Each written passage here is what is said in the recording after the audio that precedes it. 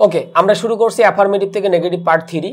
তো আমাদের হচ্ছে রুল নাম্বার 8 আমাদের করতে হবে। আসলে আমরা একটু ডিটেলস আলোচনা করতেছি, বিধায় আমাদের পার্টগুলো করে নিতে হচ্ছে, কারণ ভিডিওটা অনেক বড় হয়ে গেলে একটু ডিস্টার্ব ফিল করবে অনেকেই, বা ভালো লাগবে না, কারণ অনেক বড় ভিডিওটা। এই কারণে আমরা কিন্তু পার্ট আলাদা আলাদা করতেছি। এই বলে এটা না যে আমরা অনেকগুলো পার্ট করতেছি মানে অহেতুক আলোচনা করতেছি, তা না, প্রত্যেকটাই ইম্পর্টেন্ট। কারণ এই ছোট জিনিসও বা সোজা জিনিসও কিন্তু কি করানো যায়, অনেক কনফিউজ করানো কিন্তু যায়। সো এই জন্য আমরা যে কাজটা করব, এই জিনিসগুলো আমরা একটু ভালোভাবে করার সবসময় কি করব, ট্রাই করব। তো আমাদের যেটা ছিল যে এর আগে আমরা 1 to 7 পর্যন্ত আমরা মূলত আলোচনা করেছিলাম যে জিনিসগুলো হচ্ছে আমাদের সাধারণত কি একটু কনফিউজ করে। তো আমরা রুল নাম্বার এখন হচ্ছে 8 লিখব।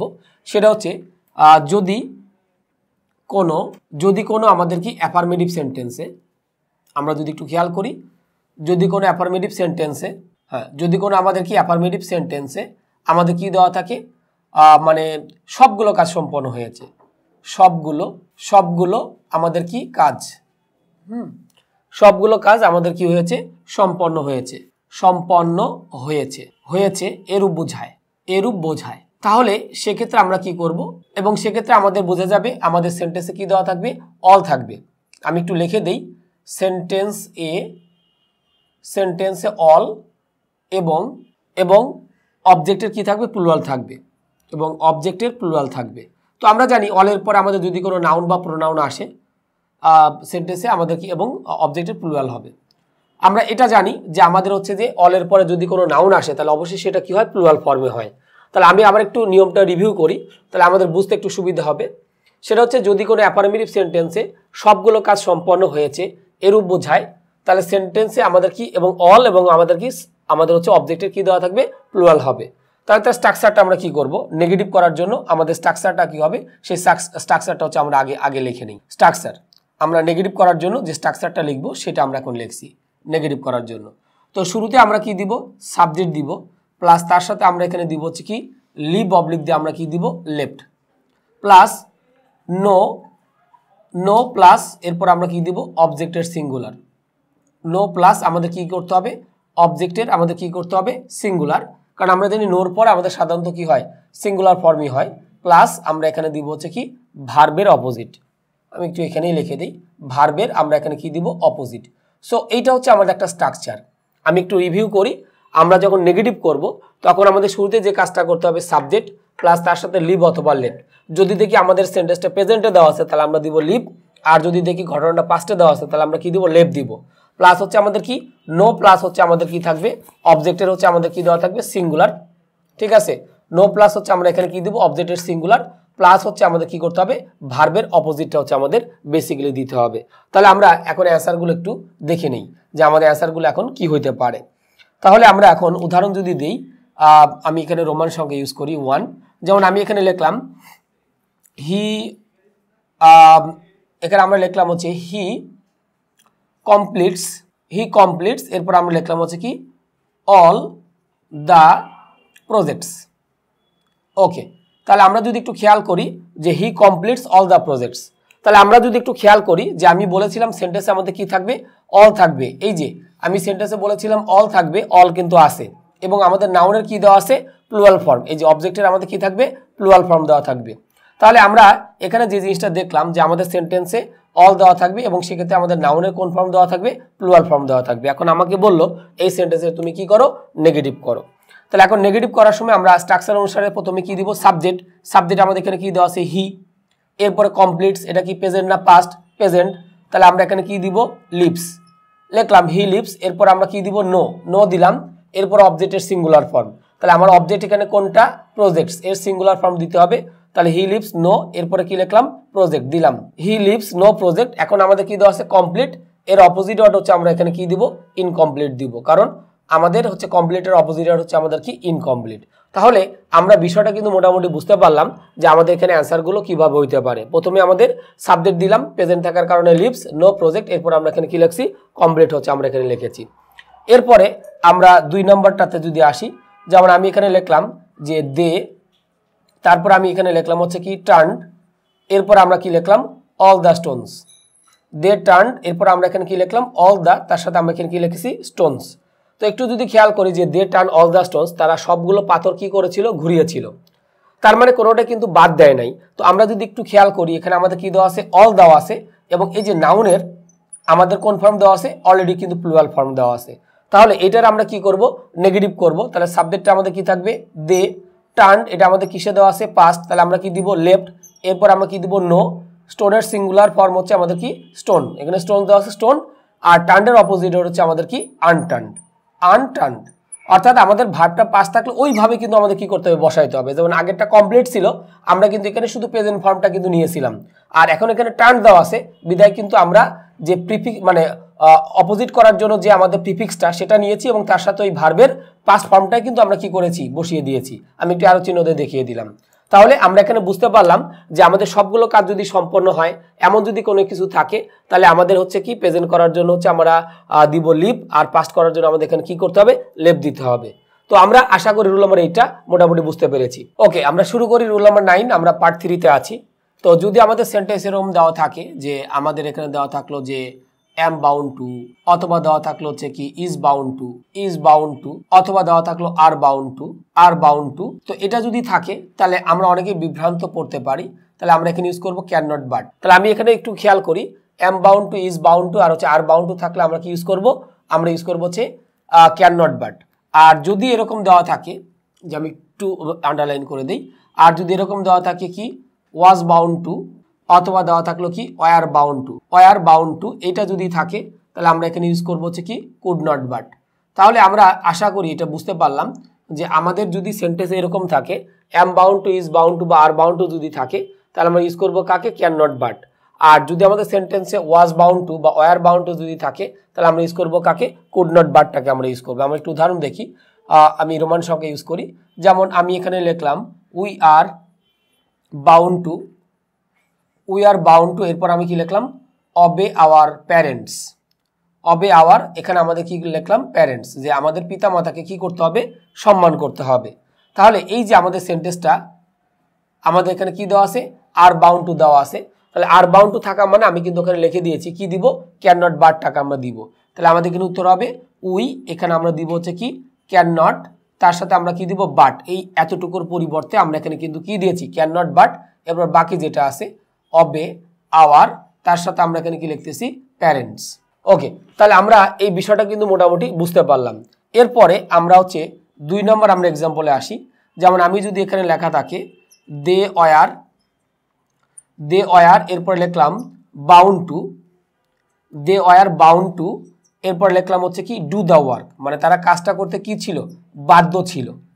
হ্যাঁ, ওয়ার বাউন্ড টু, তাহলে আমরা কিন্তু ওয়ার বাউন্ড টুর জন্য কিন্তু নিয়মটা কিন্তু অলরেডি লিখেছি। এই যে ওয়াজ বাউন্ড টু বা ওয়ার বাউন্ড টু থাকলে আমাদের কি দিতে হবে, কুড নট বাটটাকে ইউজ করতে হবে। তাহলে আমরা এখানে যেটা লিখব দে, এরপর আমরা এখানে কি দিব, কুড নট, তার সাথে আমরা কি দিব, বাট, এরপর আমরা কি লিখলাম ডু দ্য, তার সাথে আমরা এখানে কি লিখছি, ওয়ার্ক। তাহলে আমরা বিষয়টা কিন্তু বুঝতে পারলাম যে am bound to, is bound to বা আর বাউন্ড টু যদি থাকে তাহলে আমরা ইউজ করবো ক্যান নট বাট। আর যদি সেখানে যদি দেখি ওয়াজ বাউন্ড টু বা আর বাউন্ড টু আছে, তাহলে আমরা সেখানে কি ইউজ করব, কুড নট বাটটাকে ইউজ করব। এরপর আমরা চলে আসি যে আমাদের হচ্ছে রুল নাম্বার 10। রুল নাম্বার 10-এ হচ্ছে আমরা আসি। তো রুল নাম্বার 10টা হচ্ছে আমরা যেটা করব সেটা হচ্ছে কি অ্যাজ সুন, মানে আমাদের যদি অ্যাফার্মেটিভ সেন্টেন্সে কি দেওয়া থাকে, অ্যাজ সুন অ্যাজ যদি দেওয়া থাকে, তাহলে নেগেটিভ করার সময় আমরা যে কাজটা করব, নো সুনার হ্যাড, আমাদের কি দিতে হবে, নো সুনার হ্যাড। আর আরেকটা বিষয়, নো সুনার হ্যাড থাকলে আমাদের অবশ্যই আরেকটা ওয়ার্ড ইউজ করতে হবে, দেন, THAN। যারা আমরা কমপ্লিং সেন্টেন্সের আমাদের ভিডিওটা আমার ভিডিওটা যারা দেখেছেন তাদের জন্য এটা একটু সুবিধা হবে যে অ্যাজ সুন অ্যাজ মানে নো সুনার হ্যাড ডট আমাদের কি দিতে হবে, দেন। এই স্পেলিংটা আমরা একটু মনে রাখবো, THAN, কোনোভাবে কিন্তু লেখা যাবে না THAN, এখানে THAN দিলে কিন্তু সব শেষ।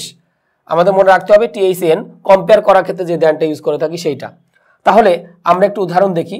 যেমন আমি এখানে লিখলাম অ্যাজ সুন অ্যাজ হি, এর সাথে আমরা কি লিখলাম, স দ্য, তার সাথে আমি এখানে কি লিখলাম, tiger. As soon as he saw the tiger, এরপর কমা দিয়ে লিখলাম হচ্ছে কি হি, তার সাথে আমরা এখানে কি লিখলাম, ফ্লেড। ওকে, তাহলে যদি একটু খেয়াল করি আমাদের এই সেন্টেন্সে কি দেওয়া আছে, অ্যাজ সুন অ্যাজ আমাদের দেওয়া আছে। তাহলে অ্যাজ সুন অ্যাজ থাকা মানে আমাদের বেসিক্যালি এখানে কি ইউজ করতে হবে, আমাদের হচ্ছে নো সুনার হ্যাড দিয়ে করতে হবে। তাহলে অ্যাজ সুন অ্যাজ আমাদের অ্যাফার্মেটিভ সেন্টেন্স, আমরা নেগেটিভ করব। তাহলে আমাদের এখানে উত্তরটা হচ্ছে কি নো সুনার, এরপর আমরা কি লিখতেছি, হ্যাড, এরপরে কি দিলাম, হি। আমাদের এখানে কি দেওয়া আছে, স দেওয়া আছে, তাহলে আমরা এখানে কি দেব, seen. No sooner had he seen the, তার সাথে আমি এখানে কি লিখবো, টাইগার। আর এই যে কমাটা আছে, কমার জায়গায় আমরা এখানে কি দিব, দেন দিব, দেন হি, তার সাথে আমরা এখানে কি লিখবো, ফ্লেইড। তাহলে আমরা যে বিষয়টা বুঝতে পারলাম যে অ্যাজ সুন অ্যাজ থাকলে আমাকে নেগেটিভ করার সময় নো সোনার হ্যাড অবশ্যই দিতে হবে, একটু আমি মার্ক করে দিই। আর নো সোনার হ্যাড থাকলে এই যে আমি দুইটা ক্লোজের মাঝখানে যে কমা দিয়েছিলাম, এই কমার জায়গায় আমরা এখানে কাজ ইউজ করছি, দেনটাকে আমরা ইউজ করেছি। তাহলে আশা করি আমরা রুল নম্বর 9 এবং 10 দুইটাই খুব ভালোভাবে বুঝতে পারলাম। তো আমরা নেক্সটে হচ্ছে পরবর্তী কোনো রুল নিয়ে আমরা আলোচনা করব। ওকে, তাহলে আমরা শুরু করি। আমাদের হচ্ছে রুল নম্বর, আমাদের শুরু করব 11। এর আগে আমরা 1 থেকে 10 পর্যন্ত আলোচনা করেছি। তো এখন আমরা শুরু করব রুল নম্বর 11। তো খুব ইম্পর্টেন্ট একটা নিয়ম আমরা দেখব, এবং এই যে জিনিসগুলো আমাদের এখানে শেখানো হবে অবশ্যই আমরা ট্রাই করব রুল নম্বর 11-এ তুলে ধরার জন্য। তো একটা বিষয় থাকে যে আমি দুটো সেন্টেন্স আগে লিখি, তাহলে আমাদের একটু বুঝতে সুবিধা হবে। যেমন আমি এখানে লিখলাম এভরি মাদার, এর সাথে আমরা কি লিখছি, লাভস হার চাইল্ড। আমি দুটো সেন্টেন্স খুব পাশাপাশি লিখবো, সবাই খুব মনোযোগ সহকারে একটু দেখব। আর আমি 2 নম্বরে আমি একটু লিখি, সেটা হচ্ছে কি এভরি রোজ, আমি একটু অন্য মার্ক কালার দিয়ে লিখি। যেমন আমি এখানে লিখলাম হচ্ছে কি এভরি রোজ, এরপর লিখলাম হচ্ছে কি হ্যাজ এ, তার সাথে আমরা এখানে কি লিখতেছি, থর্ন। তাহলে আমরা যদি একটু খেয়াল করি 1 নম্বর এবং 2 নম্বরটা, যেমন আমি এখানে লিখি every mother loves her child, আর পরে আমরা লিখেছি every rose has a thorn. তো আমরা যদি এরকম খেয়াল করি যে দুটোতে আমাদের কিন্তু কি দেওয়া আছে, এভরি প্লাস নাউন দেওয়া আছে। তো আমি একটু ব্যাখ্যা লিখি, তাহলে আমাদের একটু বুঝতে সুবিধা হবে। সেটা হচ্ছে এভরি প্লাস নাউন থাকলে, এভরি প্লাস নাউন থাকলে আমরা নেগেটিভ করার সময় কি দিব, এভরি এর পরিবর্তে আমি এখানে লিখে দিচ্ছি এভরি এর পরিবর্তে, হ্যাঁ এভরি এর পরিবর্তে দেয়ার ইজ নো। এভরি এর পরিবর্তে আমরা কাগজ করব দেয়ার ইজ নো। ওকে, আমরা দিলাম দেয়ার ইজ, আমরা কি দিলাম, নো। প্লাস এর সাথে আমাদের যেটা করতে হবে, প্লাস তার সাথের নাউনটি, অর্থাৎ এভরির সাথে যে নাউনটা থাকবে সেই নাউনটা আমরা দিব, তার সাথে আমরা এখানে কি দিব, নাউনটি হচ্ছে আমরা দিব। ওকে, দিয়ে দিলাম। আচ্ছা, এরপরে আমাদের মেইন প্রবলেমটা আমাদের শুরু হয়। কি প্রবলেমটা শুরু হয়, সেটা হচ্ছে আমাদের সেন্টেন্সে আমাদের কি মেইন ভার্বও থাকতে পারে, আবার এমন কিছু ভার্ব আছে যারা মেইন ভার্ব হিসেবে কাজ করে, আবার কিন্তু অক্সিলারি ভার্ব হিসেবে কাজ করে। তো এখন আমি একটু লিখে দেই, তাহলে বুঝতে সুবিধা হবে। যদি সেন্টেন্সে মেইন ভার্ব থাকে, তাহলে ওই ভার্বটাকে রিপিট করতে হবে। ভার্বটাকে আমরা কি করব, রিপিট করব।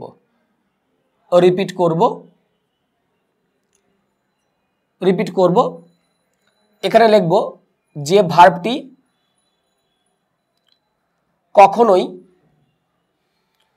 কখনোই অক্সিলারি ভার্ব হিসেবে কাজ করে না।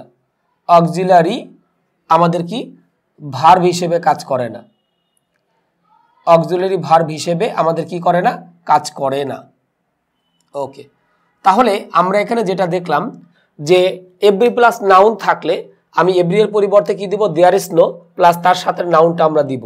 ওকে, যদি সেন্টেন্সে মেইন ভার্ব থাকে ওই ভার্বটাকে রিপিট করব, যে ভার্বটি কখনোই অক্সিলারি ভার্ব হিসেবে কাজ করে না। কিন্তু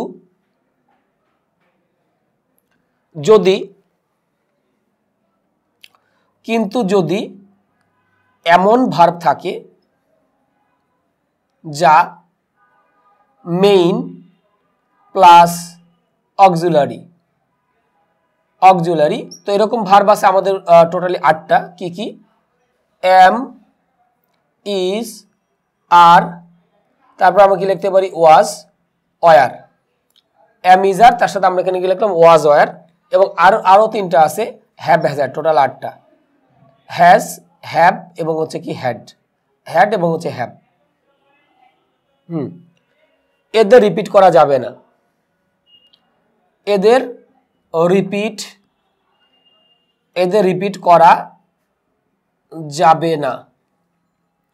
এদের রিপিট করা যাবে না। সেক্ষেত্রে প্রিপোজিশন সেক্ষেত্রে প্রিপোজিশন আমরা কাকে ইউজ করব, উইদাউট ইউজ করব, উইদাউট ইউজ হবে, উইদাউট ইউজ হবে। তাহলে আমি এখানে যে কথাটা বলতে চাচ্ছি খুব ভালোভাবে খেয়াল করতে হবে, না হলে এই নিয়মটা কিন্তু আমরা বুঝতে পারবো না। আমি বললাম এভরি প্লাস নাউন থাকলে এভরি এর পরিবর্তে আমরা কি দিব, দেয়ার ইজ নো প্লাস তার সাথের নাউনটি। ওকে, যদি সেন্টেন্সে মেইন ভার্ব থাকে ওই ভার্বটাকে যদি এমন ভার্ব থাকে যা যাকে রিপিট করব, যে ভার্বটি কখনোই অক্সিলারি ভার্ব হিসেবে কাজ করে না। কিন্তু যদি এমন ভার্ব থাকে যা মেইন প্লাস অক্সিলারি, এরকম আমাদের 8টা ভার্ব আছে, am, is, are, was, were, has, had আর হচ্ছে হ্যাভ, এরা আমাদের মেইন ভার্ব হিসেবে কাজ করে, আবার কিন্তু কি অক্সিলারি ভার্ব হিসেবে আমাদের কি করতে পারে, আমাদের কাজ করতে পারে। এই 8টা ভার্ব, যেমন যদি বলি আই এম এ স্টুডেন্ট, এখানে এমটা কি, এমটা হচ্ছে মেইন ভার্ব, কিন্তু যদি বলি আই এম গোয়িং দেয়ার, তাহলে এমটা এখানে আমাদের কি অক্সিলারি ভার্ব, এদের রিপিট করা যাবে না, সেক্ষেত্রে প্রিপোজিশন উইদাউট ইউজ হবে। আচ্ছা, তাহলে আমরা এখন একটু খেয়াল করি, every mother loves her child, তাহলে আমরা এখানে দেখতে পাচ্ছি যে every mother loves her child যখন লিখেছি, তাহলে এভরি প্লাস কি দেওয়া আছে, নাউন দেওয়া আছে। তাহলে আমরা শুরুতেই যে কাজটা করব, দেয়ার ইজ আমরা এখানে কি দিব, নো দিলাম, এর পরের সাথের ওয়ার্ডটি দিতে হবে। তাহলে আমাদের এখানে কি দেওয়া আছে, মাদার দিলাম, যদি এখানে স্টুডেন্ট থাকতো স্টুডেন্ট দিতাম, যাই থাক না কেন সেটা আমাদের কি করতে হবে, দিতে হবে। তাহলে যখন আমি লিখছি every mother loves her child, তাহলে এখানে কি হচ্ছে, দেয়ার ইজ নো মাদার। পরেরটা আমরা করে নেই, পরেরটা কি ছিল, এভরি রোজ, তাহলে এখানে আমাদের কি দেওয়া আছে, এভরি প্লাস নাউন দেওয়া আছে, তাহলে আমরা এখানে দিব হচ্ছে দেয়ার ইজ, এরপর আমরা কি লিখবো, নো রোজ। ওকে, তাহলে আমরা এই বিষয়টাগুলো কিন্তু আমরা বুঝতে পারলাম যে এভরি প্লাস নাউন থাকা মানেই এভরি এর পরিবর্তে আমাদের কি করতে হবে, দেয়ার ইজ নো প্লাস তার সাথে যে ওয়ার্ডটা আছে সেটা হচ্ছে আমরা কি করব, দিয়ে দিব। তো অলরেডি কিন্তু আমরা এখানে দিয়ে দিয়েছি। এখন আমরা একটু খেয়াল করব, এখানে লাভ যেটা দেওয়া আছে এটা হচ্ছে আমাদের বেসিক্যালি কি হিসেবে কাজ করতেছে, মেইন ভার্ব হিসেবে কাজ করতেছে, যেটা কখনোই অক্সিলারি ভার্ব হিসেবে কাজ করে না। আর এই যে আমরা এখানে হ্যাশটা লিখেছি, এই হ্যাশটা কিন্তু আমাদের কি হিসেবে কাজ করতে পারে, মেইন ভার্ব হিসেবে কাজ করতে পারে, প্লাস কি অক্সিলারি ভার্ব হিসেবে কিন্তু কি করতে পারে, কাজ করতে পারে, দুটোর ভার্বের কাজই করে থাকে। তাহলে এরকম ভার্ব আছে আমি বলেছিলাম totally 8টা, M, is, are, was, আর হচ্ছে হ্যাভ, হ্যাজ, হ্যাড। তাহলে আমি যখন লিখলাম যে every mother loves her child, তো আমি এখানে কি লিখছি, দেয়ার ইজ নো মাদার, তাহলে এই লাভসটা কখনোই কিন্তু আমাদের মেইন ভার্ব হিসেবে কাজ করতে পারে না। তাহলে এই ভার্বটাকে আমাদের এখানে কি করতে হবে, রিপিট করতে হবে। তাহলে যদি আমি রিপিট করি, তাহলে আমার সেন্টেন্সে কিন্তু অলরেডি একটা ভার্ব আছে ইজ, আবার কিন্তু কি হচ্ছে, লাভস হচ্ছে, কয়টা ভার্ব হচ্ছে, দুটো ভার্ব। তাহলে দুটো ভার্বকে যুক্ত করার জন্য অবশ্যই আমাদের কি দরকার, কনজাংশন দরকার। তাহলে উত্তর কি হবে, there is no mother but, তার সাথে আমরা এখানে কি লিখছি, লাভস হার, তার সাথে আমরা এখানে কি লিখতেছি, চাইল্ড। কারণ এখানে কিন্তু দুটো ভার্ব আছে, আমি কিছু মার্ক করে দিই, এখানে ইজ একটা ভার্ব, লাভস একটা ভার্ব, তাহলে সেন্টেন্সে দুইটা ভার্ব আছে, সো দুইটা ভার্বকে যুক্ত করার জন্য অবশ্যই আমাদের কাকে ইউজ করতে হবে, বাটটাকে ইউজ করতে হবে। আর 2 নম্বর আমরা যেটা লিখছি, every rose has a thorn, তাহলে আমরা লিখলাম দেয়ার ইজ নো রোজ, তাহলে এখানে হ্যাশটাকে কিন্তু আমরা কি করব না, রিপিট করব না, তাহলে আমাদের এখানে কাকে ইউজ করতে হবে, উইদাউট দিতে হবে। তাহলে উত্তর হবে উইদাউট এ, তার সাথে আমরা এখানে কি লিখতেছি, থর্ন। তাহলে আমরা কিন্তু বিষয়টা কিন্তু মোটামুটি বুঝতে পারলাম যে এভরি প্লাস যদি নাউন যদি এরকম দেওয়া থাকে, তাহলে আমাদের অবশ্যই যে কাজটা করতে হবে, দেয়ার ইজ নো, এটা দিয়ে কিন্তু আমাদের মূলত কি করে নিতে হবে, অ্যান্সারটা করে নিতে হবে আর কি। তো আমাদের এখানে উইদাউট আর বাট এই দুইটা বিষয় নিয়ে আমাদের কিন্তু কনফিউশন হয়, তো আমরা এখানে ক্লিয়ার করার চেষ্টা করেছি যে কিভাবে আমরা কনফিউশনটা আমরা দূর করতে পারি।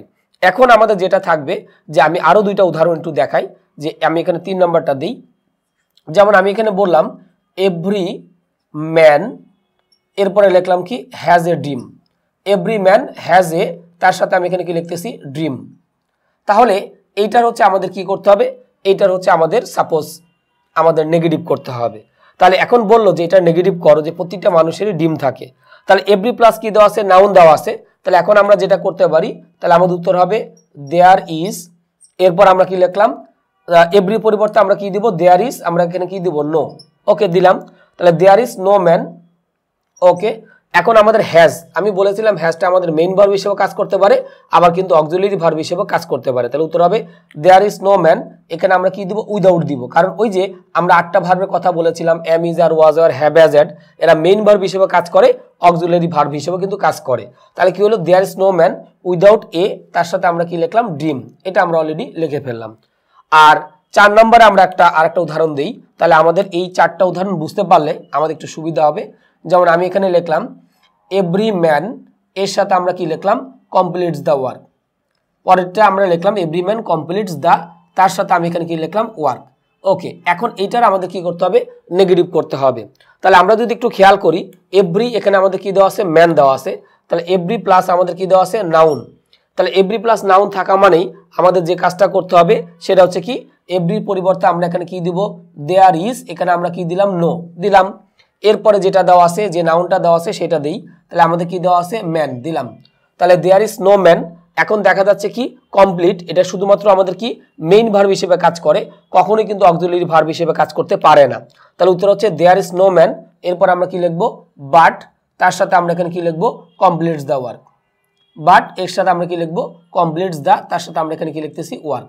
তাহলে এই বিষয়টা কিন্তু আমরা মোটামুটি কিন্তু বুঝতে পারলাম যে আমাদের কাছে বিষয়গুলো খুবই ক্লিয়ার, যে আমরা কখন বাট দিব আর কখন হচ্ছে আমরা উইদাউট দিব, এই বিষয়টা কিন্তু খুবই ক্লিয়ার হয়ে গেল। এখন আমি যদি বলি যে every school has a library, প্রত্যেকটা স্কুলে কি আছে, একটা করে লাইব্রেরি আছে। তো আমরা জানি এভরির পরে যদি কোনো ভার্ব আসে তাহলে সেটা সিঙ্গুলার হবে। তাহলে ওইটার যদি আমরা নেগেটিভ করতে যাই, তাহলে every school has a library, তাহলে ওইখানে কিন্তু আবার কি দেওয়া আছে, হ্যাজ দেওয়া আছে। তাহলে আমি বলেছিলাম যে আমাদের 8টা ভার্ব আছে যারা মেইন ভার্ব হিসেবে কাজ করতে পারে, অক্সিলারি ভার্ব হিসেবে কাজ করতে পারে। এরকম ভার্ব কোনগুলো, অ্যাম, ইজ, আর ওয়াজ, আর হচ্ছে কি হ্যাভ, হ্যাজ, হ্যাড।